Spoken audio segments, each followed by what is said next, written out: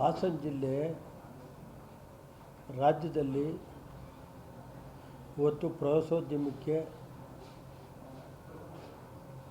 ಒಂದು ಜಿಲ್ಲೆ ಆಗಿದೆ.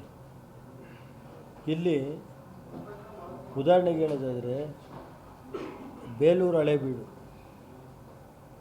ಶ್ರವಣಬೆಳಗೊಳ ಇರ್ಬೋದು, ಎಲ್ಲ ವಿದೇಶದ ಪ್ರವಾಸಿಗರನ್ನ ಆಕರ್ಷಣೆ ಮಾಡುವಂಥ ಯಾವುದಾದ್ರು ಜಿಲ್ಲೆ ಇದ್ದರೆ ಈ ಓಲ್ಡ್ ಮೈಸೂರಲ್ಲಿ ಇದು ಹಾಸನ ಜಿಲ್ಲೆ ಅಂತ ಹೇಳಬೇಕಾಗುತ್ತೆ.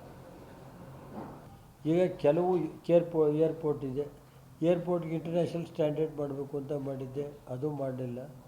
ಆಮೇಲೆ ಈ ಜಿಲ್ಲೆಗೆ ಒಂದು ತಾತ್ಪರ್ಯ, ಇದು ದೇವೇಗೌಡರ ಜಿಲ್ಲೆ, ಇಲ್ಲಿ ಕಾಂಗ್ರೆಸ್ಗೆ ಅನುಕೂಲ ಆಗಲ್ಲ, ಏನೇ ಕೊಡೋದಿದೆ ಅಂತೇಳಿ ಇವತ್ತು ಒಂದು ಇದನ್ನು ದೂರದೃಷ್ಟಿ ಇಟ್ಕೊಂಡು ನಮ್ಮ ಜಿಲ್ಲೆಯ ಇವತ್ತು ಜನ ಇದಾಗಿದ್ದಾರೆ. ಮೂಲಭೂತ ಸೌಕರ್ಯ ಇಲ್ಲ, ಶಿಕ್ಷಕರ ಕಾಯಂ ನೇಮಕಾತಿ ಇಲ್ಲ, ಅವು ಮಕ್ಕಳು ಇದ್ದಾವೆ, ಸುಮಾರು 1000 ಮಕ್ಕಳವೆ, ಅಲ್ಲಿ ಕೊಡೋದೆಷ್ಟು? ಇವತ್ತು ಅವು ಕಾಫಿ ತಿಂಡಿ ತರೋಕ್ಕೂ ದುಡ್ಡು ಕೊಡ್ತಾಯಿಲ್ಲ, ಅಂಥ ಪರಿಸ್ಥಿತಿ ಬಂದು ಐತೆ. ನಾವಿವತ್ತು ಸರ್ಕಾರ ಏನೋ ಒಂದು ನಿರೀಕ್ಷಣೆ ಮಾಡಿದ್ದೆ, ಶಿಕ್ಷಣಕ್ಕೆ ಒತ್ತು ಕೊಡ್ತಾರೆ, ನಮ್ಮ ಜಿಲ್ಲೆ ಗ್ರಾಮೀಣ ಪ್ರದೇಶಕ್ಕೆ ಒತ್ತು ಕೊಡ್ತಾರೆ, ಗ್ರಾಮೀಣ ರಸ್ತೆಗಳಿಗೆ ಏನಾದ್ರು ಒಂದು ಅವಕಾಶ ಮಾಡ್ತಾರೆ, ಆಮೇಲೆ ಪಾರ್ಕನ್ನು ಡೆವಲಪ್ ಮಾಡೋಕ್ಕೆ.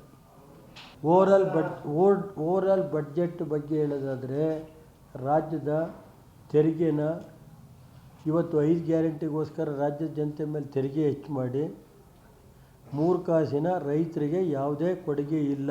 ಈ ಜಿಲ್ಲೆ ಮತ್ತು ರಾಜ್ಯದ ಜನತೆಗೆ ಏನೋ ಒಂದು ಭಾವನೆ ಇತ್ತು, ನಮ್ಮ ರೈತರಿಗೆ ಸಾಲ ಇತ್ತು, ಬಡ್ಡಿ ಮನ್ನಾ ಮಾಡಿದ್ರಲ್ಲ ಸರ್, ಅದನ್ನು ರೀಪೇಮೆಂಟ್ 1 ವರ್ಷ ಮುಂದಕ್ಕೆ ಹಾಕ್ತೀವಿ, ಮಳೆಗಾಲ ಇದೆ, ರೈತರು ಸಂಕಷ್ಟದಲ್ಲಿದೆ ಅಂತ ಏನಾದ್ರು ಮಾಡಿದ್ರಾ? ಏನಾರು ಹೋಯ್ತಾ? ಶಾಲೆಗಳಿಗೆ ಏನಾದ್ರು ಮೂಲಭೂತ ಸೌಕರ್ಯ ಕೊಡೋಕ್ಕಿದೆಯಾ?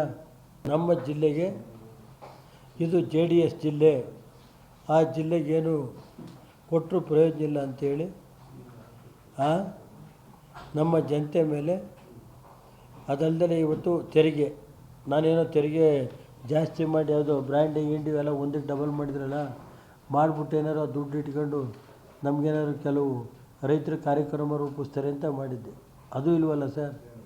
ರೈತರ ಬಗ್ಗೆ ಕಾಳಜಿ ಇಲ್ಲ, ಬಡವ್ರ ಬಗ್ಗೆ ಕಾಳಜಿ ಇಲ್ಲ, ಬಡವರ ಮಕ್ಕಳು ಓದೋದಕ್ಕೆ ಕಾರಣ ಇದಿಲ್ಲ, ಕಾಳಜಿ ಇಲ್ಲ.